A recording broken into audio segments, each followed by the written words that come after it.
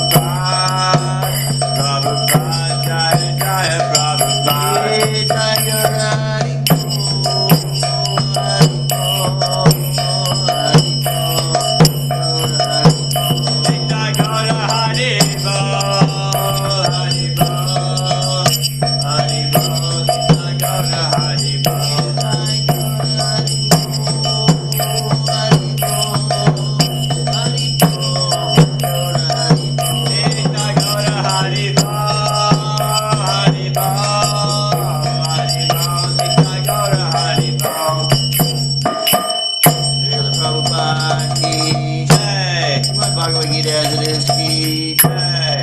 Gaura Premanate. Hari Hari Bol.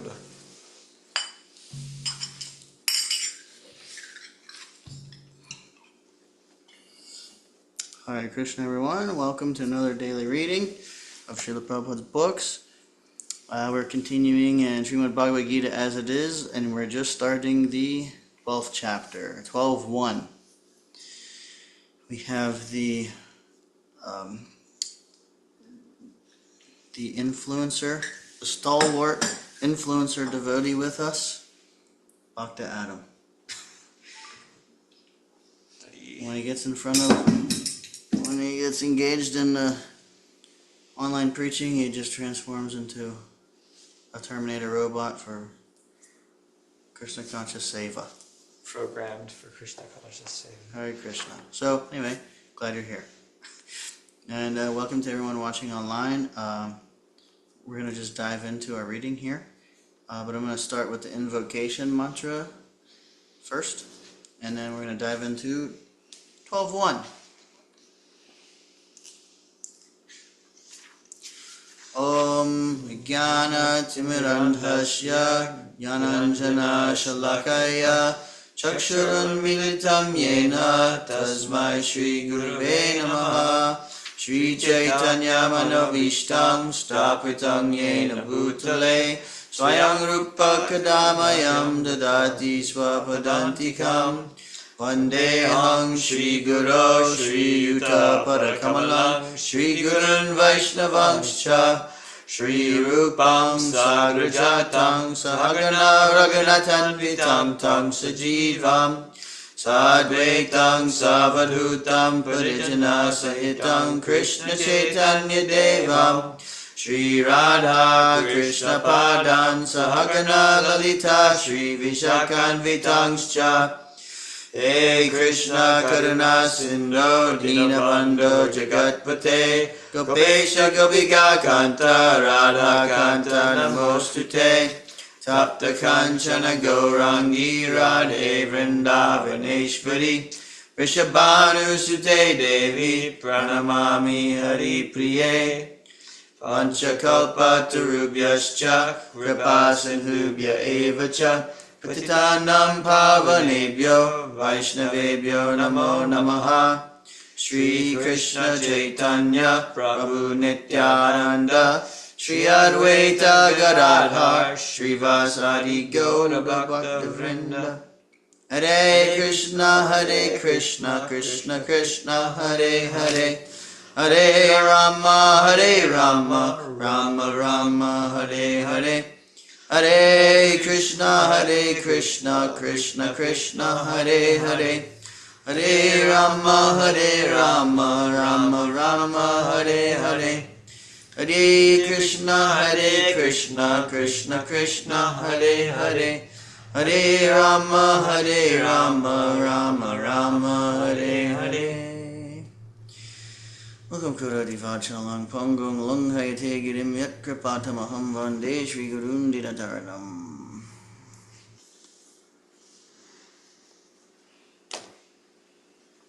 Alright. Chapter 12, Devotional Service, Text 1. Arjuna Uvacha Evam Satata Yukta Ye Bhaktastvam Paryupasate Ichap Yaksharam Avyaktam Tisham Ke Yoga Vittamaha. Arjuna inquired, which are considered to be more perfect, those who are always properly engaged in your devotional service, or those who worship the impersonal Brahman, the unmanifested? Purport. Krishna has now explained about the personal, the impersonal, and the universal, and has described all kinds of devotees and yogis.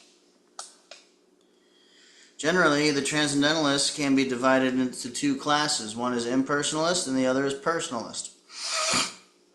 The personalist devotee engages himself with all energy in the service of the Supreme Lord. The impersonalist also engages himself not directly in the service of Krishna, but in meditation on the impersonal Brahman, the unmanifested. We find in this chapter that of the different processes for realization of the absolute truth, Bhakti Yoga, devotional service, is the highest. If one at all desires to have the association of the Supreme Personality of Godhead, then he must take to devotional service. Those who worship the Supreme Lord directly by devotional service are called personalists. Those who engage themselves in meditation on the impersonal Brahman are called impersonalists. Arjuna is here questioning which position is better. There are different ways to realize the absolute truth, but Krishna indicates in this chapter that Bhakti Yoga, or devotional service to him, is the highest of all. It is the most direct and is the easiest means for association with the Godhead. In the second chapter of Bhagavad Gita, the Supreme Lord explained that a living entity is not the material body. He is a spiritual spark, and the absolute truth is the spiritual whole. In the seventh chapter, he spoke of the living entity as being part and parcel of the Supreme Whole and recommended that he transfer his attention fully to the whole. Then again, in the eighth chapter, it was said that anyone who thinks of Krishna at the time of quitting his body is at once transferred to the spiritual sky, to the abode of Krishna. And at the end of the sixth chapter, the Lord clearly said that of all yogis, one who always thinks of Krishna within himself is considered the most perfect. So in practically every chapter, the conclusion has been that one should be attached to the personal form of Krishna, for that is the highest spiritual realization. Nevertheless, there are those who are not attached to the personal form of Krishna. They are so firmly detached that even in the preparation of commentaries to Bhagavad Gita, they want to distract other people from Krishna and transfer all devotion to the impersonal Brahmajyoti. They prefer to meditate on the impersonal form of the absolute truth, which is beyond the reach of the senses and is not manifest. And so factually, there are two classes of transcendentalists. Now, Arjuna is trying to settle the question of which process is easier and which of the classes is most perfect. In other words, he is clarifying his own position because he is attached to the personal form of Krishna. He's not attached to the impersonal Brahman. He wants to know whether his position is secure. The impersonal manifestation, either in this material world or in the spiritual world of the Supreme Lord, is a problem for meditation. Did I read that right? He wants to know whether his position is secure. The impersonal manifestation, either in this material world or in the spiritual world of the Supreme Lord, is a problem for meditation. Actually, one cannot perfectly conceive of the impersonal feature of the absolute truth. Therefore, Arjuna wants to say, what is the use of such a waste of time? Arjuna experienced in the 11th chapter that to be attached to the personal form of Krishna is best because he could thus understand all other forms at the same time, and there was no disturbance to his love for Krishna. This important question asked of Krishna by Arjuna will clarify the distinction between the impersonal and personal conceptions of the absolute truth. I have a question. Okay. Also, for the sake of clarifying the position of being a bhakta or being attached to Krishna, why is it that this bhakti yoga is supreme against mystic yoga, voidist meditation, everything is nothing, nothing is everything, or why is Krishna supreme above all other devatas? And why is it that this conclusion is being drawn? Why is this conclusion the case that one should be attached to the personal form of Krishna? And why is it that is said to be the highest spiritual realization? Well, because they're all emanating from Krishna. And the conceptions in themselves are incomplete without Krishna. Think of it like this. We have this personal aspect, right? Krishna, Supreme Personality of Godhead. And within that concept, Prabhupada is fully explaining the other aspects very scientifically. He's breaking down what is Voidist philosophy. He's breaking down what is impersonal, what is personal, what is karma. He's breaking it all down, and he's consolidating all of it within the sphere of Krishna. And so other paths, as far as I have seen, aren't doing that so much. They can try to say, no, they got it all wrong, and just something like, they can say that, but as far as philosophically and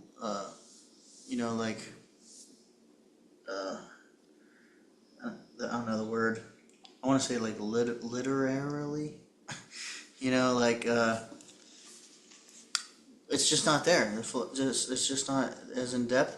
And basically, unless you want to mention the personal aspect, then you're leaving something out.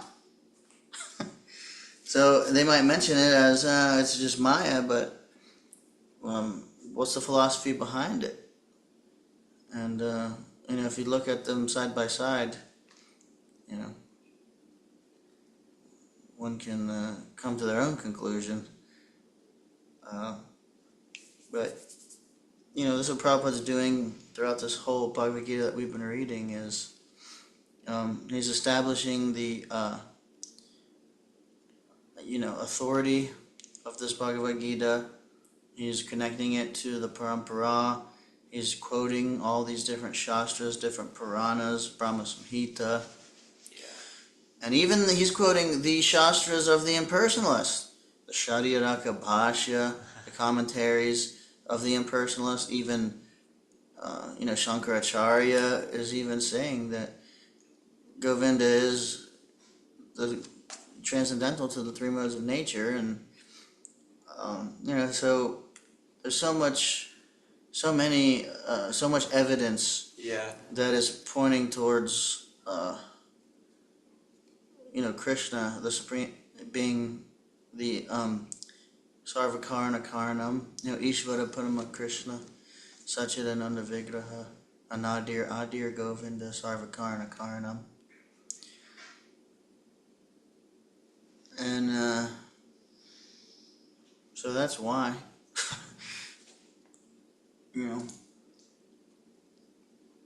people choose different paths for different reasons. Someone might choose a path simply because of the way it makes them feel. And some people are very inclined towards deep understanding and philosophy and stuff. Some people are not. So, personally, I guess I'll just share my own realizations. What I find is there's a certain mood, method, and balance of depth in philosophy and simultaneous, like Prabhupada said, he balanced, philosophy without religion is mental speculation, and religion without philosophy is sentimentalism. That's huge. And so he's balanced those 2 points. And, when you're selling diamonds, you're only going to get certain buyers, those who are qualified to buy diamonds, and who want, not everybody wants them. So, that's what Prabhupada's giving, It's, if we just objectively look at the different options, there's so much depth. Yeah. So much. You want to say something else? I wanted to mention how, in Prabhupada's, in Gaudiya, in this, literally old as planet Earth, oldest time devotional service practice. It's everything is brought by the lineage of acharyas and spiritual masters and Krishna and Arjuna and everyone who came down stemming from Krishna. They all say things in such definitive ways that make them and everything they say has such the quality of the words when you receive it, it's so definitive, and it's as though you can immediately see their thought process in saying what they're saying to you, and you can receive that transmission and realize this is actually so definitive that it couldn't even possibly be like... You can't break it apart. Yeah. It's like the most solid understandings that there have ever been. Right. People in this movement are more virtuous than in any other place, it seems. Well, it's funny that you asked this question, because while we were hearing this, I just had a thought pop into my mind, which normally I don't. I'm really just really trying to hear, but there's like a little thought that popped in my mind when I was reading about the impersonalist versus the personalist. Yeah. And it was, I was thinking, I'm with the personalist. Like, just naturally. It's just natural. And so, people are attracted to conceptions and everything, depending on what their desires are. Who is this? I feel like they're on our front porch or something. I'm sure they're not, but maybe they're just really loud. But you don't have to worry about it. But I'm just like, what is going on here? Sounds like they're in the garage. Somebody out there. They already want the Simply Wonderfuls. They're gonna knock our door down for the Simply Wonderfuls. Anyway, yeah, it depends on what's one's goal, what's one's desire. If you want to love God, well, that's what Prabhupada is teaching. The science of how to do that. And how can you love? What's the question of love unless it's between persons? That's true, and so it seems the people who are motivated by more virtuous things are actually more attracted to this Krishna consciousness. And it also, at the same time, though, this Krishna consciousness, when looked at from really any perspective, can help out with can be attractive for any motive, I think. Is that true? Right. Yeah. Yeah, and it also enhances all other practices. The level of depth in the science and the devotion and understanding. If you're an impersonalist, it's gonna like Prabhupada said, if you're this Krishna consciousness, if you're a Christian, it helps you become a better Christian. Yeah. If you're a Buddhist, it'll help you become a better Buddhist. Yes. And yeah, it's just how it is. Yeah. We had a Christ statue in our local temple for years, didn't we? New Vrindavan? Yeah, New Vrindavan. Mm-hmm. I don't know how long it was there, but yeah, it was. I don't know how many years. It could have been a day, but it was there. We love Christ's gospel. It's very, very interesting how we're just, and you don't see people defeating our arguments. In truth, you don't. And where is that happening? Who is seeing? No, but every time I see a debate between an atheist and a devotee, the atheist makes the devotee look pretty good. Like the atheist always looks like weird, like they have something like they're like mad or something, or like dirty, or like they're just like, you know what? Even if this guy is right, I really wouldn't want to be like that guy anyway. Like that's just my experience. I mean, I haven't really watched too many of them, but. Okay.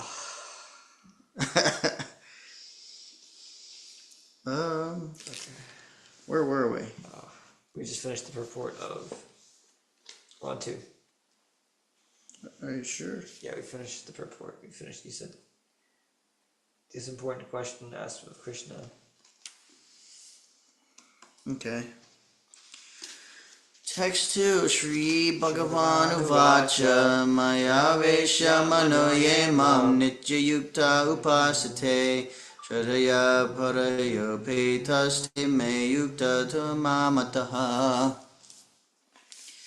The Supreme Personality of Godhead said, "Those who fix their minds on my personal form and are always engaged in worshiping me with great and transcendental faith are considered by me to be most perfect." Purport. In answer to Arjuna's question, Krishna clearly says that he who concentrates upon his personal form and who worships him with faith and devotion is to be considered most perfect in yoga. For one in such Krishna consciousness, there are no material activities, because everything is done for Krishna. A pure devotee is constantly engaged. Sometimes he chants, sometimes he hears or reads books about Krishna. Or sometimes he cooks prasadam or goes to the marketplace to purchase something for Krishna. Or sometimes he washes the temple or the dishes. Whatever he does not let a single moment pass without devoting his activities to Krishna. Such action is in full samadhi. And you have a question or a comment in your samadhi devotional service. When I first read this purport, I really wanted that life where I was absorbed in Krishna and I was just no more me, just everything for Krishna. I was praying, give me a one-way ticket to that life. And that is because he said, I was attached to the ideas about Brahman and Brahmajyoti and Samadhi. I really wanted to be in Samadhi. So what happens, I read this verse, and I was a former Buddhist, so I loved the idea of losing my individuality and losing myself. And the thing is, when I read Prabhupada say, I was approaching the Bhagavad Gita with that was like my understanding of the ultimate goal of all spirituality. I read this verse,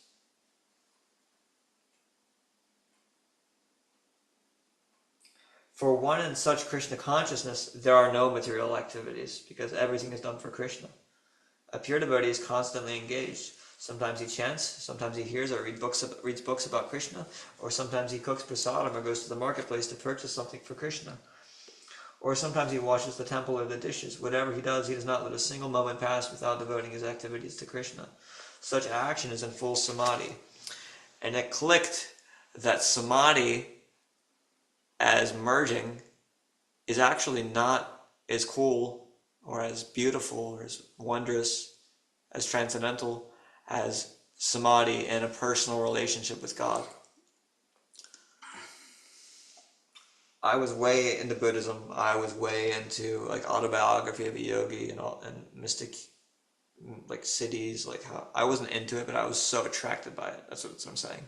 I wasn't far deep into that rabbit hole. Yeah. But this verse pulled me right out of it where I was, and I realized very quickly, wow, Krishna's really. And so basically, this verse created my devotional yearning. Basically made you a devotee. Yes. Very nice. Yeah. That's nice. He really puts it so nicely. Yeah. Do you remember when you first read that verse? Not specifically. The thing that hit me, especially when I first read it, was in the introduction of Bhagavad Gita, especially the part about Krishna is a person, and we relate to him in 5 different ways. And Arjuna is in the relationship with the Lord as friend, and and the mother, and conjugal lover, neutrality, servitude.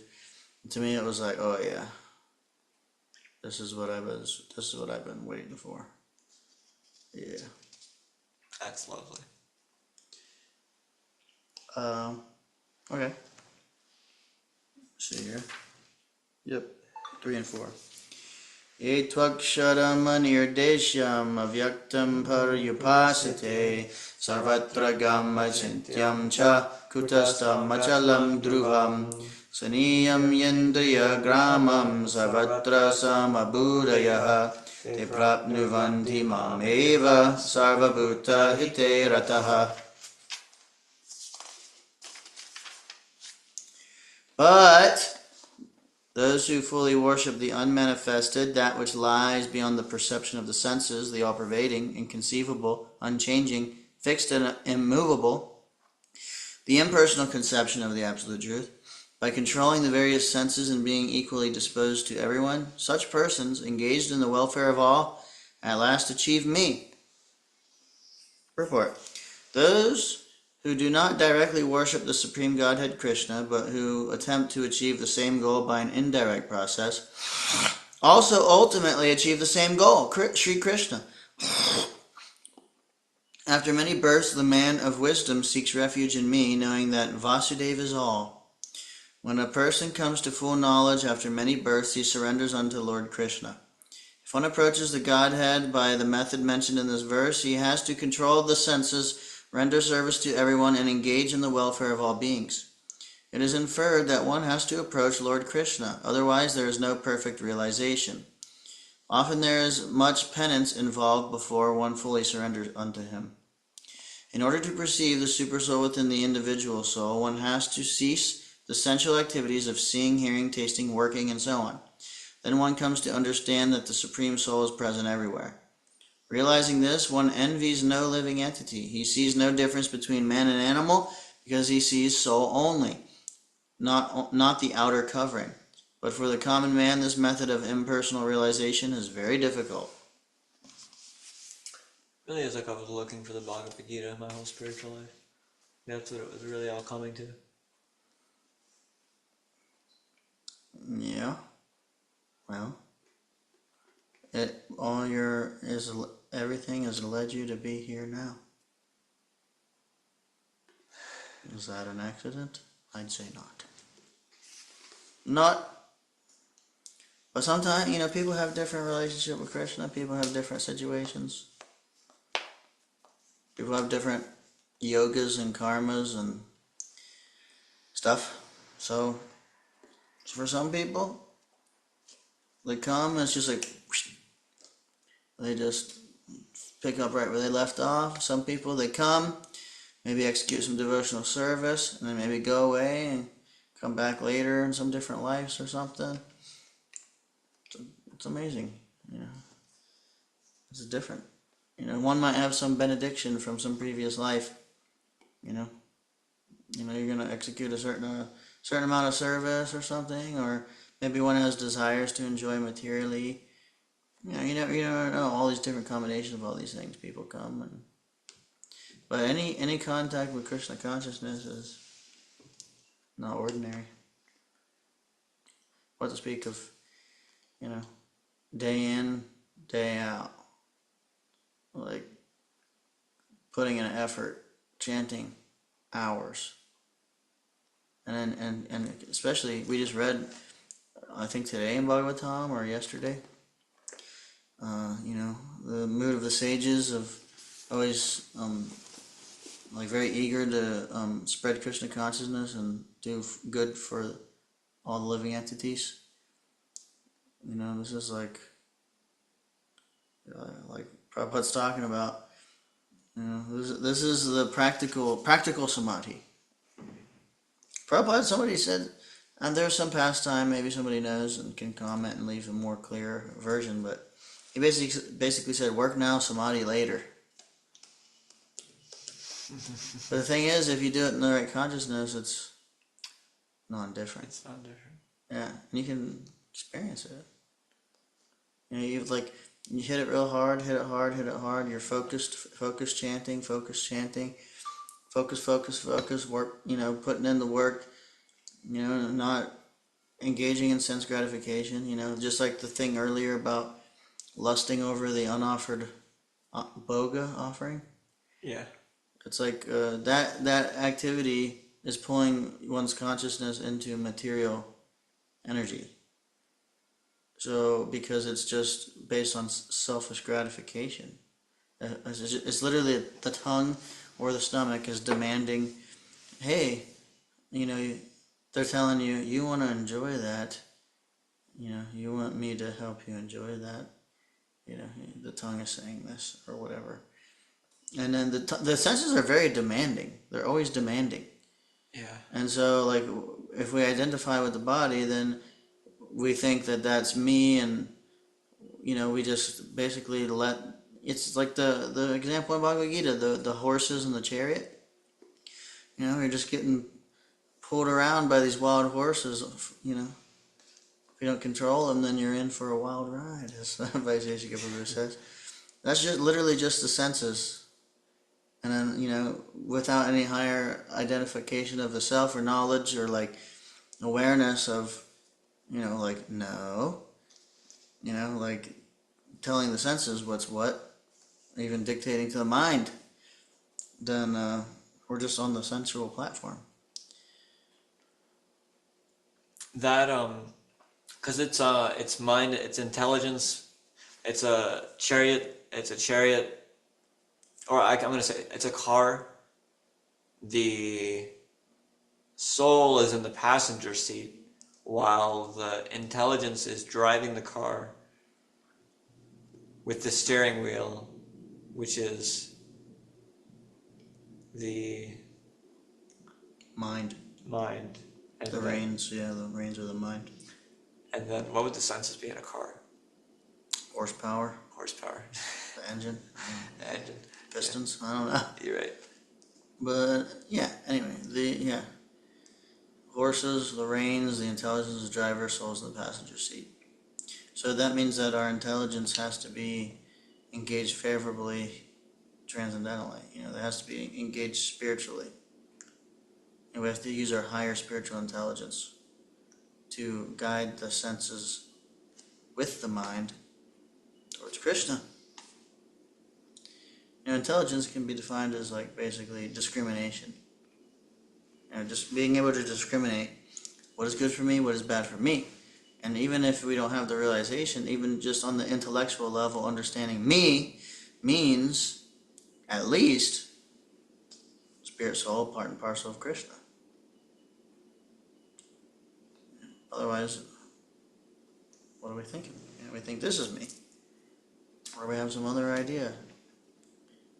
So, that's like part of the cultivation of, the spiritual conception. But, even if we're not totally there in realization, like at least intellectually, we can practice that, Yeah. Spirit soul, this is not good for me, the spirit soul.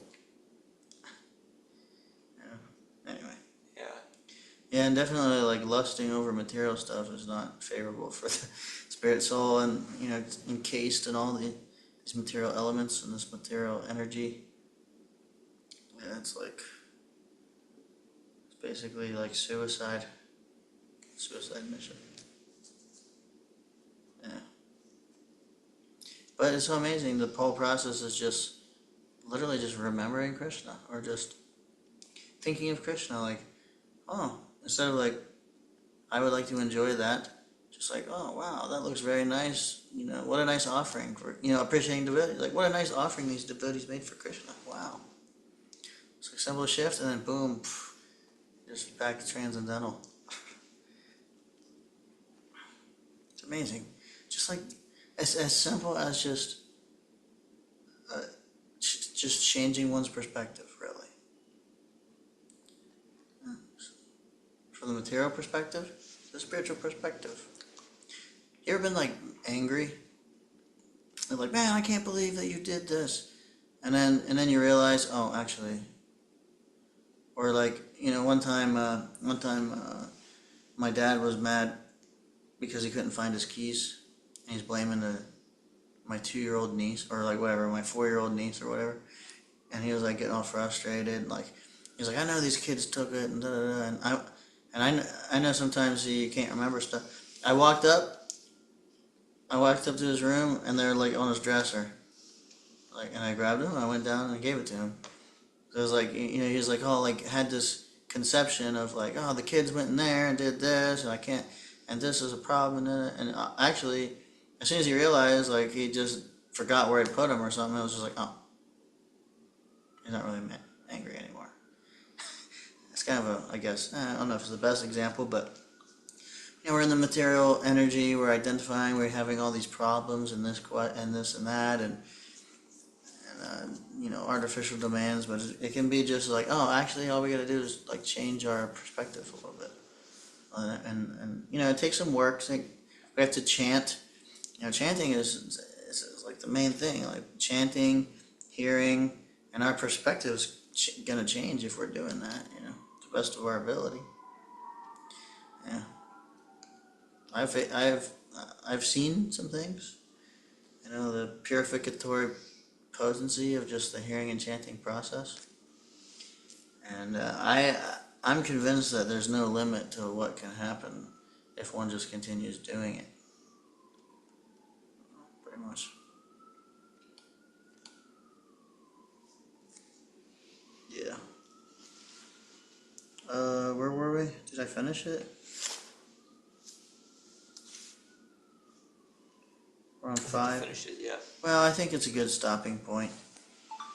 Really good content. Really Prabhupada ki Jay. Vanchakalpatarubhyascha kripasindubhya eva cha patitanam pavanebhyo vaishnavebhyo namo namaha Anantakoti Vaishnavvrindaki Jay. Alright. Hare Krishna. Thank you so much. We're going to end for this evening. We'll see you tomorrow. Hare Krishna.